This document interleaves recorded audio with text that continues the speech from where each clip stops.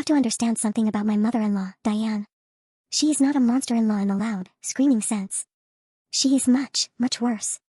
She is the silent treatment, passive-aggressive compliment, stare at your shoes until you feel like garbage type of woman. When I first married her son, Ben, back in 2018, I tried everything. I was the textbook daughter-in-law.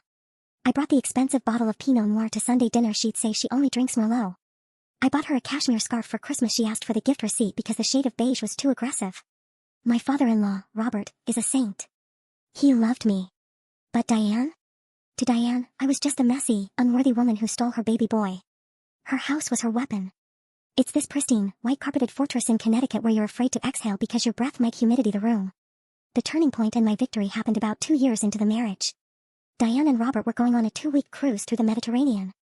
They needed someone to watch their neurotic golden doodle, Barnaby. Usually, they'd hire a professional, but the sitter canceled last minute. So, through gritted teeth, Diane asked Ben and me to stay at the house. She gave me a tour before they left that felt less like an orientation and more like a threat assessment. Don't use the guest towels, Sarah. Don't put glasses on the wood, Sarah. And please, stay out of my office. It's just been organized. Her office. The sanctuary. It was a room on the first floor with glass French doors, a massive mahogany desk, and a white rug that looked like it had never seen a human foot. It was where she managed her charity galas and judged people from afar.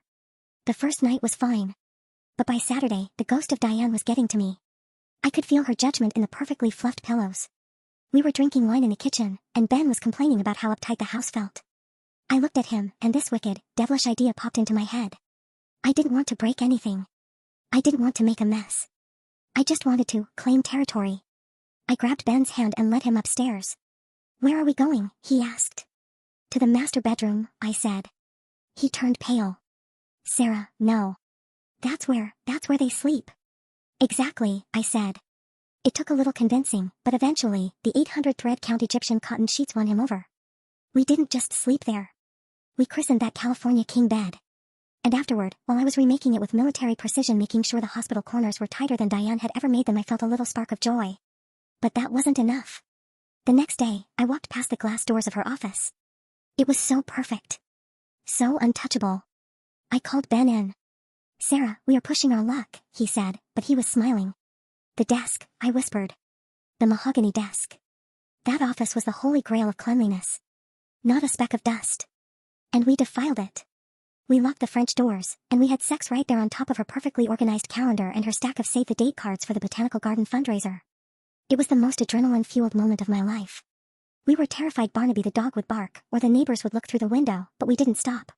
When we were done, I spent an hour cleaning. I wiped down the wood with her specific lemon oil. I vacuumed the rug so the lines were straight. I left that room looking more perfect than when she left it. And that is my gotcha. Diane came home, inspected the house, and found nothing wrong. In fact, she even muttered a thank you. But now, the dynamic has changed. We get along okay these days. She still makes little digs about my cooking or my hair.